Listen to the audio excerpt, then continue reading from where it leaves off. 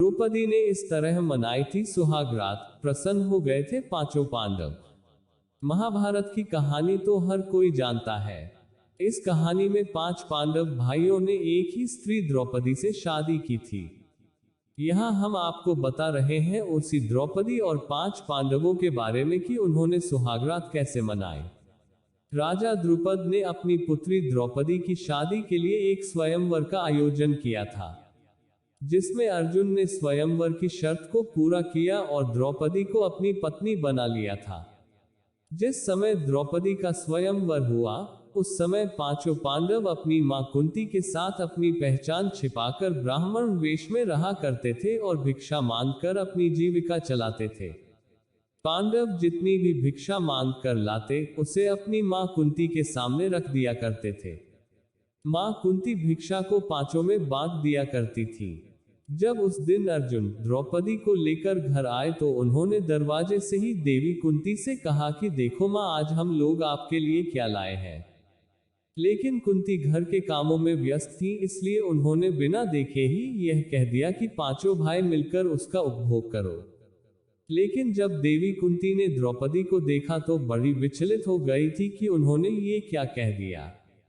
इस पर उन्होंने अपने पुत्र धर्मराज युधिष्ठिर से कहा कि कोई ऐसा रास्ता निकालो जिससे द्रौपदी का भी कोई अनर्थ भी ना हो और मेरे मुंह से निकली बात भी झूठी ना हो। लेकिन वो कोई हल नहीं निकाल पाए। वहीं इस बात से राजा द्रुपद भी परेशान हो गए।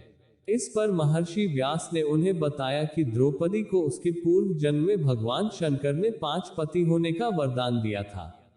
महर्षि व्यास के समझाने पर राजा द्रुपद अपनी बेटी द्रौपदी का 5 पांडवों के साथ विवाह करने को राजी हो गए थे। इसके बाद पहले दिन द्रौपदी का विवाह सबसे बड़े युधिष्ठिर के साथ किया गया और उस रात द्रौपदी ने युधिष्ठिर के साथ ही कक्ष में अपना पत्नी धर्म निभाया।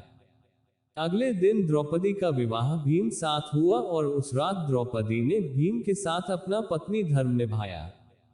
इसी तरह से अगले दिनों में अर्जुन, फिर नकुल और फिर सहदेव के साथ द्रौपदी का विवाह हुआ और इन तीनों के साथ भी द्रौपदी ने हर एक दिन अपना पत्नी धर्म निभाया।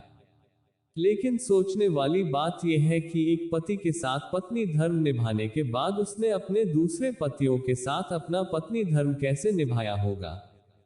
तो हम आपको बता दें कि द्रौपदी को यह वरदान भी मिला था कि वह प्रतिदिन कन्या भाव यानी कौमार्य को प्राप्त कर लेगी। इसलिए द्रौपदी अपने 5 पतियों को कन्या भाव में ही प्राप्त हुई थी।